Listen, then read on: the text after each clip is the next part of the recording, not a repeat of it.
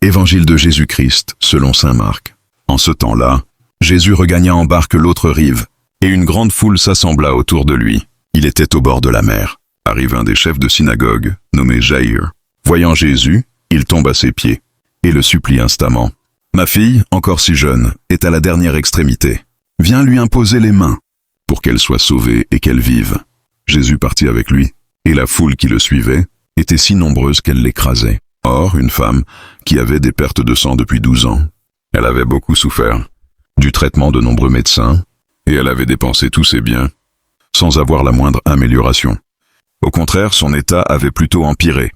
Cette femme, donc, ayant appris ce qu'on disait de Jésus, vint par derrière dans la foule et toucha son vêtement.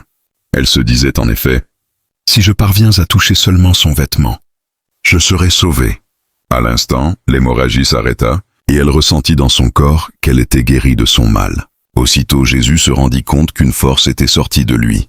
Il se retourna dans la foule et il demandait, « Qui a touché mes vêtements ?» Ses disciples lui répondirent, « Tu vois bien la foule qui t'écrase. Et tu demandes, « Qui m'a touché ?» Mais lui regardait tout autour, pour voir celle qui avait fait cela. Alors la femme, saisie de crainte et toute tremblante, sachant ce qui lui était arrivé, vint se jeter à ses pieds et lui dit toute la vérité. Jésus lui dit alors, « Ma fille, ta foi t'a sauvée. Va en paix et sois guérie de ton mal. » Comme il parlait encore, des gens arrivent de la maison de Jaïr, le chef de synagogue, pour dire à celui-ci, « Ta fille vient de mourir. À quoi bon déranger encore le maître ?»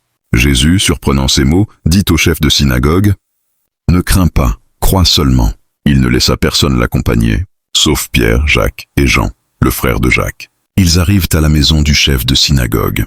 Jésus voit l'agitation, et des gens qui pleurent, et poussent de grands cris. Il entre et leur dit, « Pourquoi cette agitation et ces pleurs? L'enfant n'est pas morte, elle dort. » Mais on se moquait de lui. Alors il met tout le monde dehors, prend avec lui le père et la mère de l'enfant, et ceux qui étaient avec lui. Puis il pénètre là où reposait l'enfant. Il saisit la main de l'enfant et lui dit, « Talitha koum », ce qui signifie, « Jeune fille, je te le dis, lève-toi ». Aussitôt la jeune fille se leva et se mit à marcher. Elle avait en effet 12 ans. Ils furent frappés d'une grande stupeur, et Jésus leur ordonna fermement de ne le faire savoir à personne. Puis il leur dit de la faire manger. Parole du Seigneur. Amen.